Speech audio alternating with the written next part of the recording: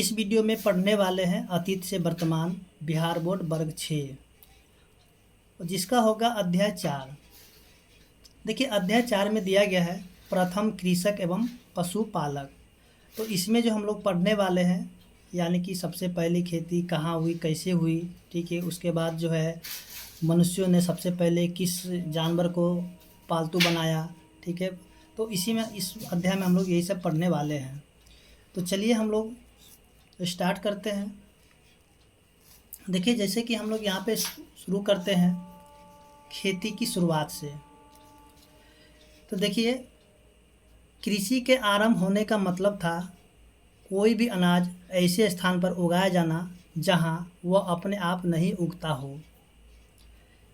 सबसे पहले खेती किसने और कहाँ शुरू की, ठीक है। ये सभी के मन में प्रश्न चलता होगा, ठीक है। सबसे पहले खेती किसने और कहाँ शुरू की।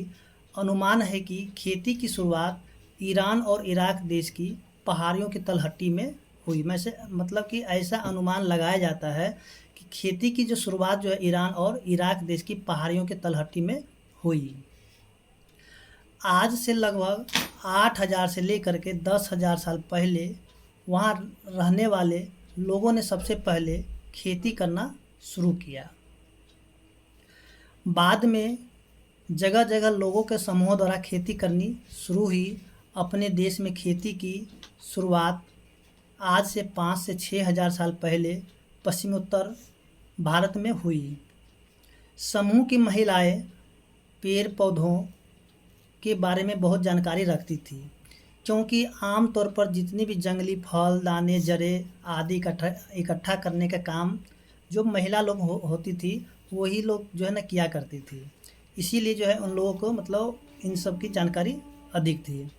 वे पेड़ पौधों को करीब से देखते देखते उनके बारे में काफ़ी कुछ समझने लगी थी। आवश्यकता पड़ने पर उन्होंने इस जानकारी का उपयोग खुद पौधे उगाने में किया। ऐसा माना जाता है कि जैसे कि देखिए यहाँ पे जो हम लोग इस चीज़ को ध्यान देंगे तो इसका जो प्रश्न संख्या 1 है तो उसका उत्तर हम लोग का यहीं से मिलेगा। ऐसा माना जाता है कि मध्य एशिया के क्षेत्र में रहने वाले शिकारियों के एक समूह ने जब दूसरे समूह को खदेड़ दिया हो, तब वो लोग क्या कहते नई जगह पर चले गए।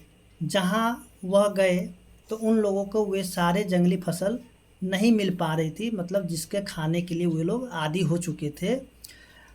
अतः उन्होंने जो नए क्षेत्र में अपने साथ लाए कुछ बीजों को ज़मीन में डाल दिया, ठीक है। उन लोग क्या कहते जैसे कि उनको मध्य एशिया से यानी कि शिकारियों के एक समूह जब उसको खदेड़ दिया था तब वो लोग क्या कहते नए जगह पर चले गए थे।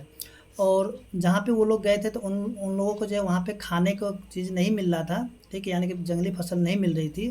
तो जो उन्होंने अपने साथ में जो भी बीज लेकर के आए थे तो उन्होंने क्या किया था कि ज़मीन में उनको डाल दिया था। उसके बाद उसमें जो नियमित पानी से सिंचित करने लगे यानी कि उनको सींचने लगे। कुछ महीनों में उन पौधों में फल लगाए, जिसे पुष्ट होने पर उन लोगों ने उन्हें उसे काट कर सारे अनाज निकाल लिए। ऐसे ही खेती की शुरुआत हुई, ठीक है। तो हम लोग यहाँ से इसका यानी कि 1 का उत्तर को लिख सकते हैं यहाँ से देख करके, ये वाले यहाँ तक मतलब खेती की शुरुआत कैसे हुई तो यहाँ से यहाँ तक हम लोग लिख सकते हैं। इसके बाद क्या हुआ था कि धीरे धीरे अलग समूहों ने जंगलों को साफ कर उस पर भी बीजों का बोना शुरू कर दिया था।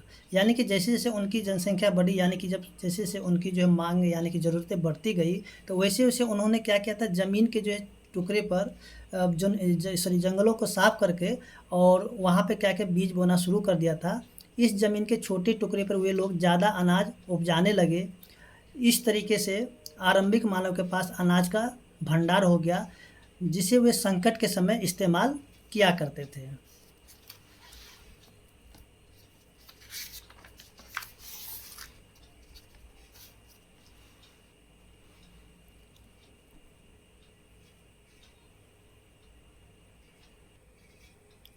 इसी के साथ उनकी जो जीवन शैली में बदलाव आया। शिकार करने वाले और फल अनाज इकट्ठा करने वाले लोग अपना निवास क्षेत्र बदलते रहते थे। मगर अब फसल की रखवाली के लिए के आसपास अस्थायी रूप से रहना भी जरूरी हो गया था। इस तरह से आरंभिक गांव बसे। ठीक है, आरंभिक गांव किस तरह से बसे, यानी कि जैसे जैसे उन लोगों का जीवन शैली का बदलाव आया, शिकार वो लोग करने लगे, फिर से उन्होंने क्या किया, फल अनाज इकट्ठा करने लगे। ठीक है, उसके बाद अपना निवास क्षेत्र भी बदलते रहे। लेकिन जब फसल की जो रखवाली की बात आई, ठीक, तो उसके पास जो यानी कि खेतों के पास यानी कि उन लोगों को अस्थायी रूप से रहना भी ज़रूरी हो गया था। तो इस तरीके से जो है उन लोगों का आरंभिक गांव बसना शुरू हो गया था। चूँकि जो है फसल को जो है ना लगने में 4 से 6 यानी कि लगने में 4 से 6 महीने का वक्त लगता था। इस प्रक्रिया के समूह के सभी लोग आपस में सहयोग करते थे। इस सहयोग से उनके बीच नाता रिश्ता, जिसका आधार आपसी संबंध था, शुरू हुआ। अस्थायी रूप से एक जगह रह करके फसलों को उपजाने के कारण लोग अब छप्पर वाली झोपड़ियाँ को भी बनाना शुरू किए। अनाज के भंडार को रखने के लिए उन्होंने मिट्टी के बर्तनों को बनाना आरंभ किया। धीरे धीरे कताई बुनाई शुरू की। मिट्टी के बर्तनों का इस्तेमाल वे लोग भोजन बनाने एवं खाना खाने में भी करने लगे। इसके बाद जो है शिकारी मानव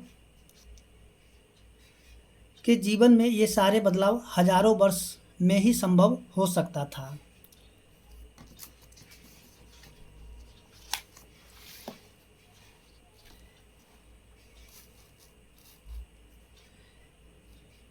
इसके बाद जो हम लोग यहाँ पे देखेंगे कि मानव ने जानवर पालना शुरू किया।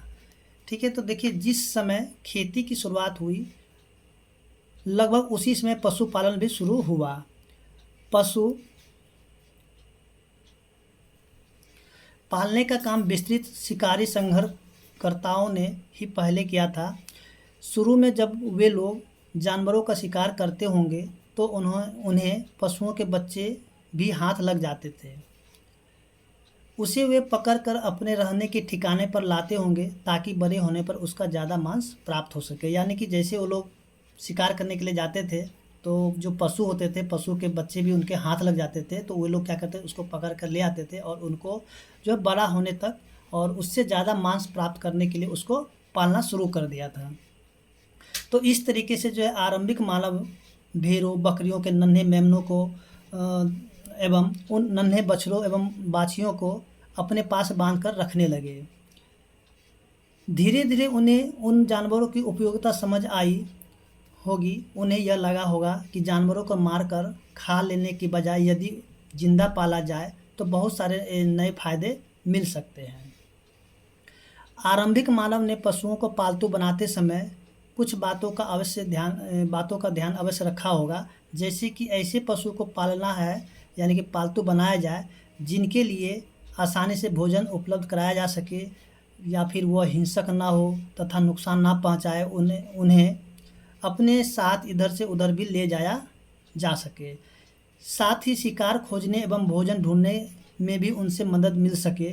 यही सब बातों को सोचकर उन्होंने सबसे पहले कुत्ता को पाला, फिर सूअर, भेड़, बकरी और अन्य जानवरों को पालना शुरू किया। सबसे पहले देखिए यहाँ पे कुत्ते को पाला। ठीक है, ध्यान रखिएगा, ये इसका जो है प्रश्न का उत्तर भी बनेगा।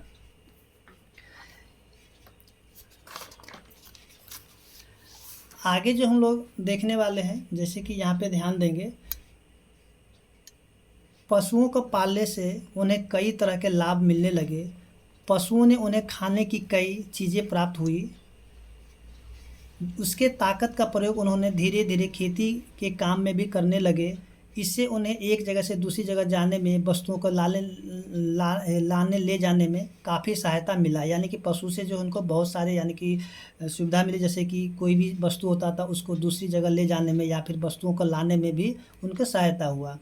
पशुओं से उसे जीवंत मांस भी मिला जिसका इस्तेमाल वे अपनी इच्छा के अनुसार कर सकते थे। इसके बाद जो है आगे जो देखेंगे, नवपाषाण युग बदलावों का काल, यानी कि नवपाषाण युग बदलावों का काल। देखिए नवपाषाण युग जो है मानव जीवन के विकास का वह समय है जिसमें मानव पहली बार शिकारी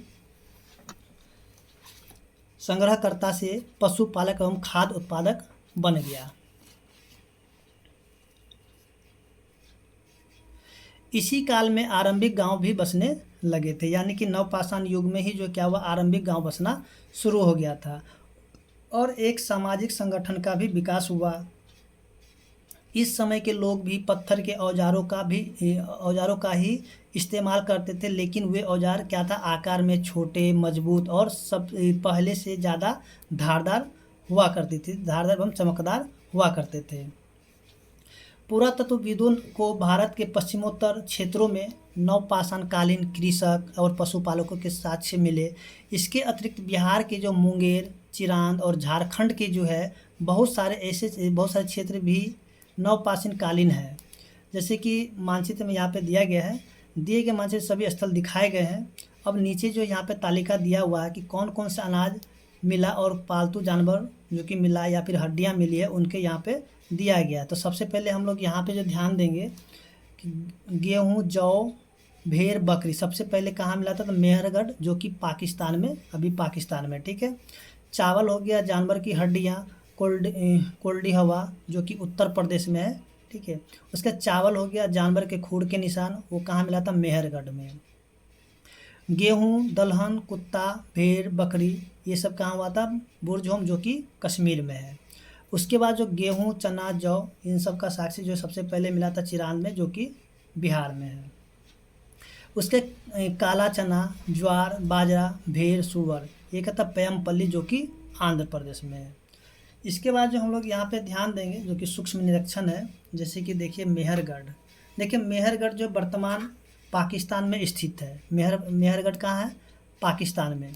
संभवतः वह स्थान है जहाँ से सबसे पहले गेहूँ, जौ उगाने और पशु पालने के साक्ष्य मिले हैं। यानी कि मेहरगढ़ में संभवतः ये बताया जा रहा है कि गेहूँ, जौ उगाने और पशु पालने के लिए जो साक्ष्य मिले हैं।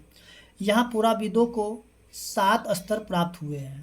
पहला 3 स्तर जो कि नवपाषाण काल का है। यहाँ प्रत्येक स्तर से कृषि उत्पादन और पशुओं में भेड़ बकरी के पालने के साक्ष्य मिले हैं। यहाँ से आयताकार एवं चौकोर घरों के साक्ष्य भी मिले हैं। मृतकों के दफनाने के साक्ष्य भी यहीं से मिले। कौन सी जगह से, तो यहाँ पे हम लोग कहेंगे मेहरगढ़ से, ठीक है। इसके बाद जो है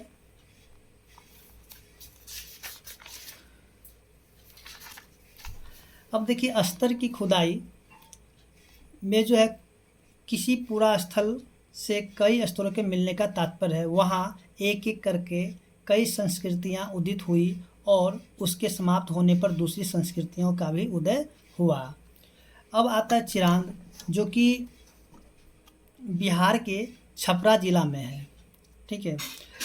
यहाँ से 3 स्तर मिले हैं। यहाँ से पत्थर के औजार के अलावा बड़ी संख्या में हड्डियों और सींग से बने औजार मिले हैं। यहाँ के घर जो गोल होते थे, घरों में चूल्हे एक समूह में मिले हैं। मिट्टी के बर्तन काफ़ी सुंदर हैं जो काले काले, नीले, लाल, धूसर रंग के हैं। यहाँ से गेहूँ, धान, मसूर के साक्ष्य एवं मिट्टी के खिलौने भी मिले हैं। इस तरह से नवपाषाण युगीन मानव कृषि और पशुपालन की शुरुआत के बाद अस्थायी रूप से गाँव को बसा करके रहने लगे थे। खाद्य संग्राहक मानव अनाज उत्पादक बन गए। गुफा के स्थान पर अब मानव अस्थायी घर बनाकर रहने लगे। इस युग के लोगों ने वस्त्र पहनना भी शुरू कर दिया था। लोगों के मरने के बाद उसका मृतक संस्कार होने लगा। कुल मिलाकर इस युग में लोगों का जीवन स्थायी और सभ्य बना था। तो इस तरीके से हम लोग देखते हैं जो कि अध्याय 4 जो है वो समाप्त हो चुका है। और हम लोग जो यहाँ पे अब देखेंगे इसी का जो कि प्रश्न और उत्तर है। तो चलिए हम लोग शुरू करते हैं इसका प्रश्न और उत्तर से। तो सबसे पहले यहाँ पे देखेंगे वस्तुनिष्ठ प्रश्न यानी कि ऑब्जेक्टिव प्रश्न है। देखिए सबसे पहले किस जानवर को आदमी ने पालतू बनाया, तो जैसे कि हमने बताया था सबसे पहले कुत्ता को बनाया, ठीक है। तो इसका उत्तर हो जाएगा कुत्ता। इसके बाद जो गेहूं का प्राचीन साक्ष्य कहाँ से प्राप्त हुआ है, तो देखिए ये है मेहरगढ़, ठीक है। इसके बाद जो चावल का प्रमाण भारत में कहाँ से मिला है, तो इसका होगा कोल्डी हवा, ठीक है। तो यहाँ पे इसका उत्तर हो जाएगा कोल्डी हवा। अब जो हम लोग यहाँ पे देखेंगे, जैसे कि यहाँ पे दिया सुमेलित करने के लिए, देखिए चिरांद कहाँ है, तो देखिए चिरांद कहाँ है, बिहार में। जैसे कि अभी हमने पढ़ा था, देखा था, इसका उत्तर यहाँ पे, मैंने चलिए यहाँ पे इसको इस तरीके से मिला देते हैं, ठीक है। इसके बाद जब मेहरगढ़, तो मेहरगढ़ कहाँ पे होगा, देखिए ये है, चला गया आपका,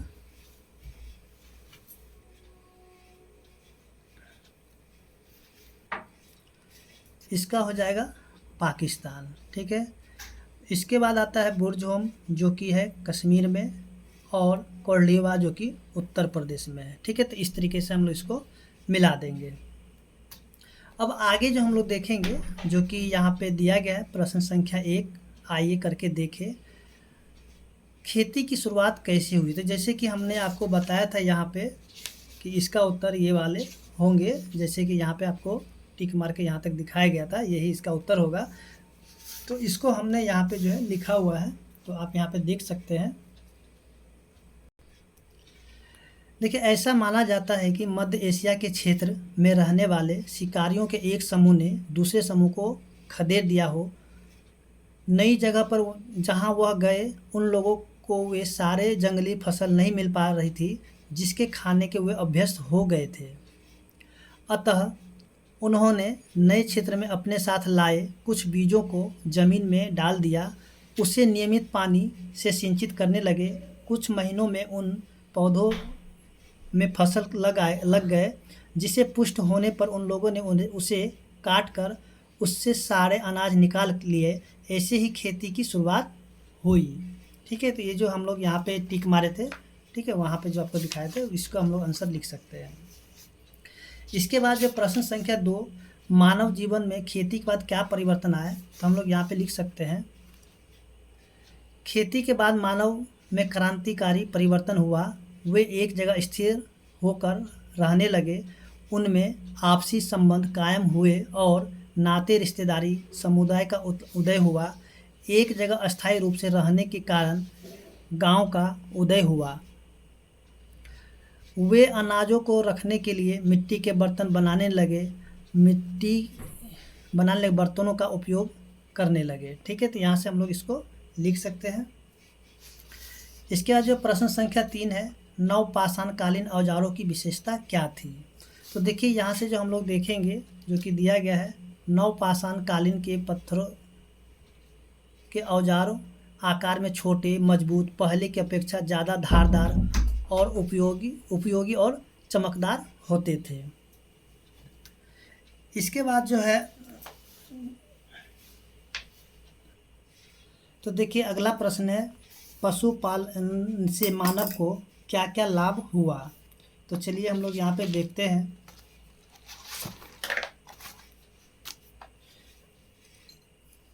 तो देखिए यहाँ पे जो दिया गया है, पशुपालन से मानव को होने वाले लाभ। देखिए सबसे पहले क्या हुआ, खेत जोतने में, उसके बाद शिकार की खोज करने में, जानवरों के मांस, दूध, खाद्य सामग्री के रूप में, या फिर एक जगह से दूसरी जगह जाने में, उसके पशुओं पर वस्तुओं को लाने ले जाने में, ठीक है। तो ये सब जो पशुपालन यानी पशु पालने का जो है उसको यानी कि लाभ हुए। इसके बाद जो अगला प्रश्न दिया गया है, नवपाषाण युगीन जीवन और आरंभिक जीवन के जीवन में क्या अंतर था। तो चलिए हम लोग यहाँ पे देखते हैं इसका उत्तर। तो देखिए यहाँ पे जो इसका उत्तर दिया गया है, देखिए यहाँ से देखेंगे कि आरंभिक मानव जंगली जानवरों का शिकार और कंदमूल का खाकर जीवन यापन करते थे। वर्षा, धूप और जंगली हिंसक पशुओं से रक्षा के लिए गुफाओं में रहते थे। उन्हें कृषि करना नहीं आता था। गांव शहर का विकास नहीं हुआ था, किंतु नवपाषाण युग में मानव बोलना, बर्तन में खाना बनाना सीखा, पशुपालन, कृषि करना सीखा, गांव घर शहर का निर्माण, रिश्ते नातेदारी की समझ का उनमें विकास होने लगा था, ठीक है। तो इस तरीके से इसका उत्तर हम लोग लिख सकते हैं। इसके बाद जो दिया गया अगला प्रश्न, नवपाषाण युगीन मानव जिन फसलों से परिचित थे उनकी सूची बनाएं और जिन फसलों से आप परिचित हैं उसकी एक सूची बनाइए, ठीक है। तो यहाँ पे जो हम लोग देखते हैं, तो देखिए इसका जो उत्तर यहाँ पे होगा, नवपाषाण युगीन मानव जिन फसलों से परिचित थे वे हैं गेहूँ, जौ, मटर, चावल, दाल, चना, ज्वार, बाजरा, काला चना, ठीक है। और आज जो हम लोग जिससे परिचित हैं वे क्या क्या है, गेहूँ, चावल, जौ, मटर, चना, मसूर, तिलहन, ज्वार, बाजरा, तीसी, सोयाबीन, गन्ना और बहुत सारे हैं। तो हम लोग यहाँ पे कितना लिखेंगे, यहाँ पे हम लोगों ने लिख लिया था, ठीक है। तो इस तरीके से हम लोग देखते हैं जो कि अध्याय 4 है समाप्त हो चुका है, और उम्मीद करते हैं कि आपको समझ में आ गया होगा।